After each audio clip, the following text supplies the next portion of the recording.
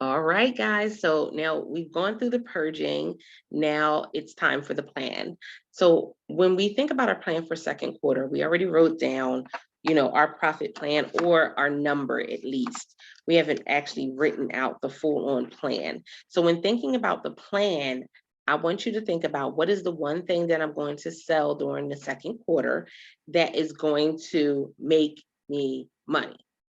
What is the one thing that I will sell during the second quarter that will make me money? So is it a course? Is it a book? Is it a membership? What is that thing? Because until I have that one thing of what I want to be able to sell and put out on the marketplace, then I'll be all over the place.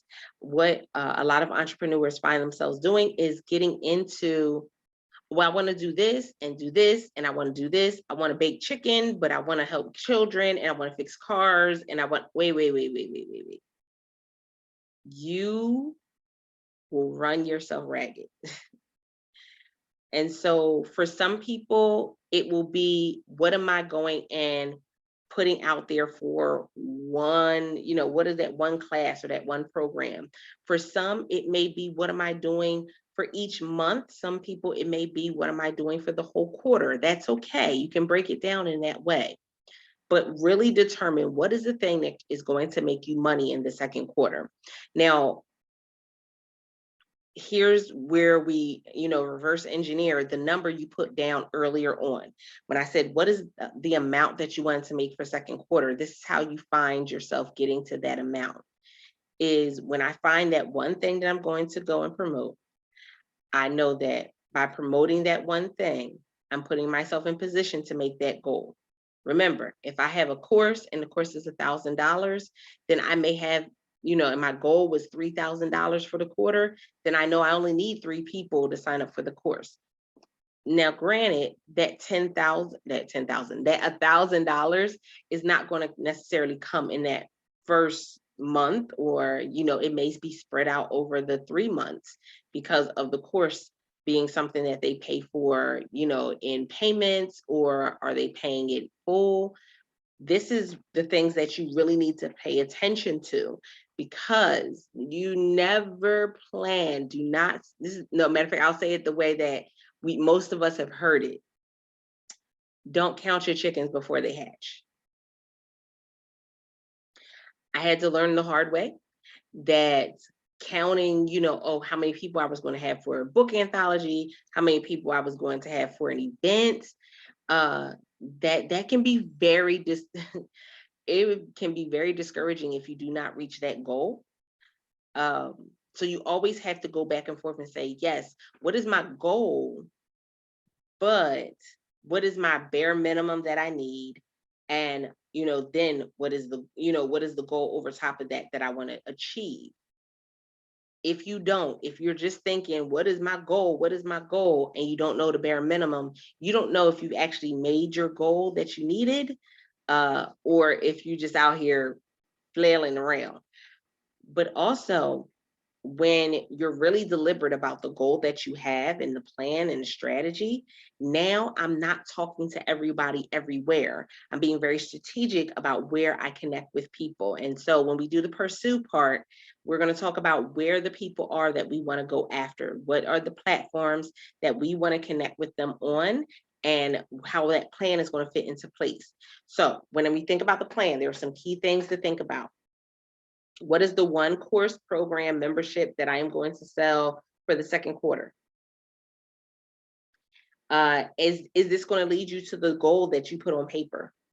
If not, then we might have to go back to the drawing board, especially in business, because we got to always think about what we're going to do to increase.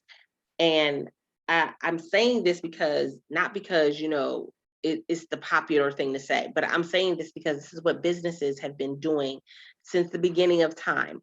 I was watching the documentary, The Last Blockbuster, talking about the very last Blockbuster store that is here in the United States.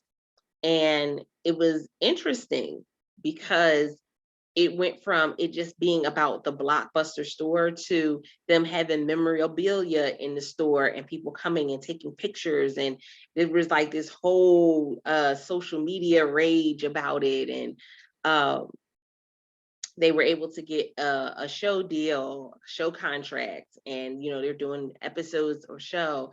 They just got the deal, of course, and the documentary for Netflix. And she's creating and selling Blockbuster beanies. Like, there are so many things going on in this whole thing. So when you have a plan, I can determine what it is that I'm going after. But if something happens and shifts, I can adjust the plan. Like, don't be so connected to the plan that you can't make the adjustments when necessary. And so she's making the adjustments because all the other Blockbusters closed. And she still, wants that connection with her local, community. They still come in and get Blockbuster movies. And she has a whole process. Again, that plan, she has a whole process. She goes and purchases brand new releases so that way she can rent them. Like, what are you really willing to do to keep your dream alive? Have the plan, but be willing to make the adjustments necessary to keep the dream alive. So with that being said, I want you to write down on your paper, what is the plan? What is that course or that membership you're going to sell? What's going to be the price of it? Pursue is when we're talking about marketing it. We'll go ahead into that when we get to that piece. But what is going to be, what is going to be that thing that you're going to sell for the second quarter to try to reach your goal? And if you don't reach it with that, what else are you willing to do to reach that goal? Now, I listen, and when I tell y'all she was making these beanies, she was crocheting beanies. That takes a long time.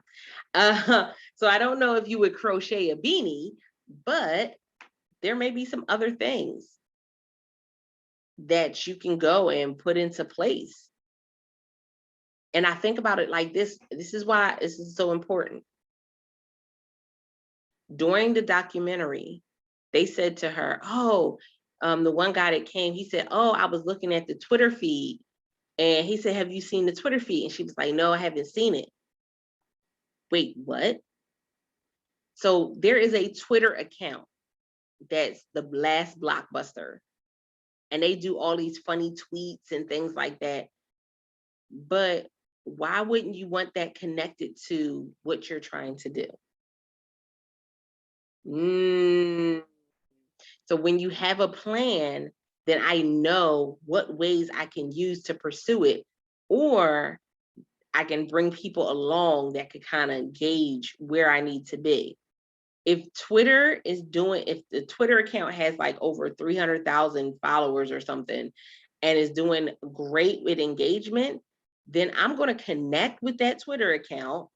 And that's going to be one of the ways that I use to pursue, right?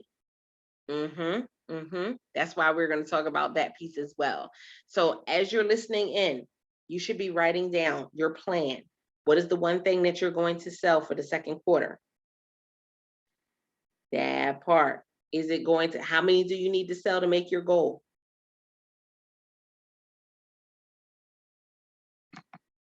Is it something that's going to need production costs and all of that behind the scenes stuff?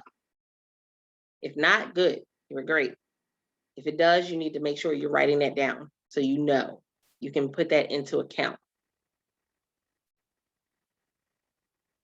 I'm telling you right now, if you have a goal of a larger number and your product is a book, then you really need to sit down and say, what else can I sell? Because the book is not going to get you to that number, especially if you're selling it on Amazon. But the book can, get you to that level if you make the book a course, if you make the book a retreat, if you make the book a webinar. You see how you flip that around? This is why I'm having you write this out, because you may have just written down a book, but what can you do to that? Remember, be deliberate about your plan, but don't be so stuck on it that you can't make the adjustments. What are the adjustments you're going to need to make in order to get that done? So I'm going to give you a couple minutes to work on those questions and put those things down on paper, and then we'll come back and work on pursue. All right, so now that we have done the plan, now it's time to pursue. And this is your marketing plan. I know I make it sound really simple by saying purge, plan, and pursue, but that's what it is. This is your marketing plan. Your plan is your profit plan. Your purge is literally that, your purge. But when we think about pursue, where are we going to pursue people? How are we going to pursue? And even when it comes to the ones that we already have, how are we going to pursue them? So I'm excited because with everything that I've learned in this whole journey, it's been about, the customer experience. I have over, I want to say close to 20 years of customer service experience in management, in retail, even outside of retail. What does that look like? And for me, there were two words that stood out. It was best and first. And so I want you to write those down, best and first. And the client, the customer, they always want to get your best, and they always want to be first, meaning is the attention on them. So as we're pursuing them, are we pursuing them with our best? Are we pursuing them first and giving them inside information? Are we giving them the intel to get to us, right? Because that is what they really value. Think about it. When was the last time that you did something outrageous? Like you did something completely out of the normal for you. Think about that time. If you can remember this, like a certain word or phrase or something that stands, that makes you think about that time, write that down. When you think about that thing that you did that was outrageous, there's a couple questions that come into play. What made you do it?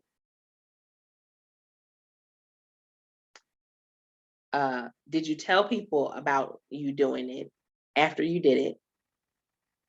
And would you do it again? When we think about our customers and our clients, it's the same thing, guys. Sometimes them saying yes to our program, to our book, it could be something outrageous for them in that moment. It may not be as outrageous as, base jumping or something along that lines, but it's something outrageous for them. It's something significant for them. What's going to make them say yes? What's going to make them go and review your things or go and tell other people about it? Because word of mouth is still one of the top ways to market your business and brands. And then what's going to make them come back as a repeat customer? Now, this is not something that in business that is talked about as much. They talk about, as far when it comes to entrepreneurs, they talk about the logo and the brand colors and marketing and posting links and all of this other stuff, live streaming, and they talk about a lot, but they talk about it from the you pushing and chasing and pursuing. But part of pursuing is not chasing. Part of pursuing is being something or someone that people want to engage with. And so the pursuit is I'm in the space where they are, but there's something about me that draws them to me. I'm in the space where they are, but there's something about my business, there's something about my membership, there's something about my products and services that allow them to look and say, oh, let me go and connect with them. They are the best and getting the best, they are the first. And we treat them like the first. Having that good customer experience is always going to bring people back. It may not bring every single person back, but it will bring people back. And so you really have to write down and say, what is that going to look like? What is best and first going to look like for my customer? So in this pursuit, where am I showing up? For me, in this next quarter, I am showing up in 3 places, only 3. And trust me, I didn't shut down some stuff already.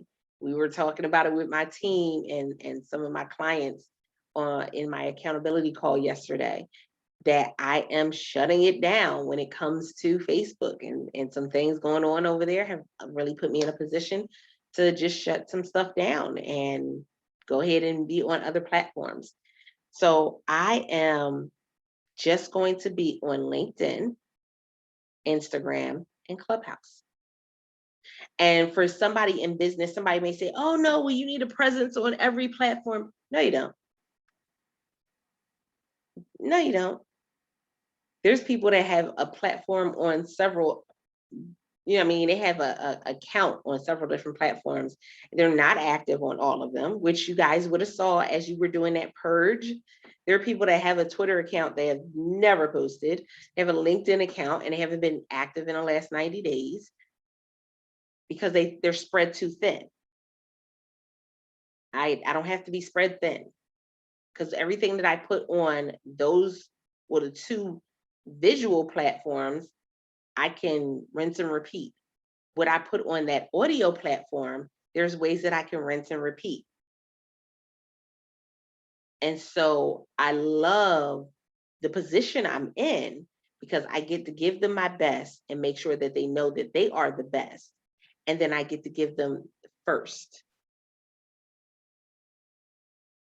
Now, there's always going to be options where people don't really, they don't connect, and that's okay. Your business and brand is not for everyone. Your products and services are not for everyone, and that's okay. But when you do the right things and show up in the right way, then people will connect. So when you think about your clients and customers, how are you giving them the best? The customer journey should be one that is effortless. It flows, meaning from the time they find out about you to purchasing the product or service, to receiving that product or service, to afterwards and the follow-up, there should be a perfect flow for that. If you're using Gumroad, it's called workflow. Some of you use some of the other ones. It's called a funnel system. What is the funnel system for that particular customer or client? And remember, we're not talking about every product you have. We're talking about the one thing that you said you were going to sell for the second quarter. Is the flow set up in such a way that it is perfectly timed? It is set up in such a way that if people miss something, that you can easily find out what got messed up or where, what was missed, and you can easily fix it. You need to have that flow. And then when it comes to being first, now this is the thing. People don't want to be the first one to say yes, but they want to be a part of the first ones that are doing, your program, or they want to be a part of the first. They don't want to be the first one to say yes, but they do want to be a part of that group of being first. So what are you doing for the first ones that ever bought that program from you? How are you highlighting them? How are you shouting them out?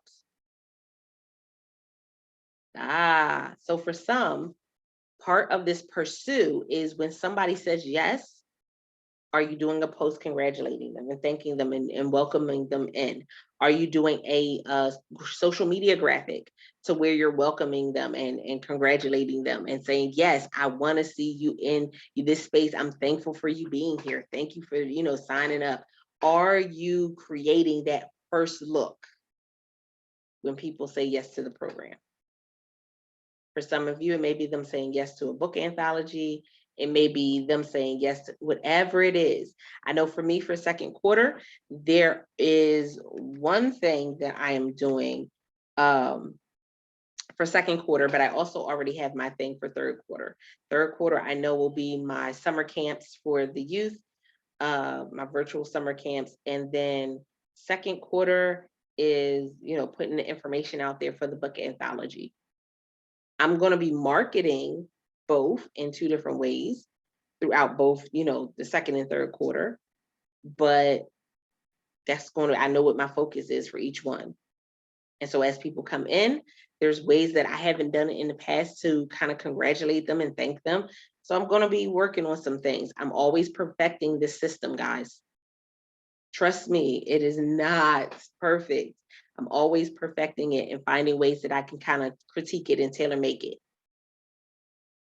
But how are you making them have the best experience, and how are you creating that first experience for them? So with that being said, I want you to sit and think about that. Really write down, what does best and first, if your client is coming to your website, if they're coming to your email, how do they feel as though you're giving them the best and that you're making it so they are first? You're thanking them for certain things. I have certain emails that go out that's really congratulating people and really putting people out there. Why? Because guess what? That's what people want sometimes. That's what they need. They want that recognition. And so sometimes it's through my email. I'm recognizing clients and customers for what they've done. I'm recognizing previous guests on the podcast. I'm recognizing people in different ways. And that really does make a huge difference in the customer experience. So as we're thinking about the ones that we want for second quarter, when you do that best and first, that first is what brings other people to you. That best is what brings your first couple people. So with that being said, let's get that on paper. What is the best and first experience when it comes to your clients and customers? And you don't have to write a lot about it, but do write out I'm going to give you about 5 minutes. Take about 5 minutes and write down what that looks like for them. Okay, now that you have figured out what is that feeling that your customer gets when they are the best and the first, and you've kind of written it out and you can kind of see it. For some of you, you may have written it down and said, okay, I don't like how this feels. And so we need to change this. We need to adjust it. That's fine. You have time to adjust it. You still have some time before second quarter begins, but also as you're starting the second quarter, this is something you can always go back and work on. So never think that it is set in stone. These are things that you can adjust at any given time. As we're going and we're, thinking about that best and first experience, man, that means so much right now. That is such a powerful thing. And it can take you further when you do that, because that is how you build people giving you reviews and people coming and saying thank you and people referring other people to you. So for instance, I know that I just did an anthology, and in that experience, I always learn new things with the anthology, but part of it is my connection with the co-authors that are there. Now, with this particular experience, it wasn't as cohesive as I wanted it to be. So it made me look and say, well, what were some ways that I could have made it a little, that made the culture of, the co-authors a little more cohesive? How could I have, made them have some more positive experiences with it? Again, we're always adjusting. We look at what we have, what we've done, and then we say, okay, how can I make this better? So I know that with the next book anthology that we're about to do, I know there's some things that I want to add that I didn't add before, like highlighting the co-authors as they say yes to the experience, not just when we put the book out. Also doing some other things, giving them other opportunities like interviews and before the book even comes out, so that they can promote their business as well. because this is something that is going to add to their business. So there's a couple things that I thought about and started to plan out for this particular book anthology that I did not have in place for the previous one. We learn, we grow. And with that, it's always making sure that we create a customer experience or customer journey that makes us the go-to. Nobody has to, everybody refers us or people know our name and come to us, but it makes us the go-to where they don't have to go anywhere else because they know what they're going to get when they come to us.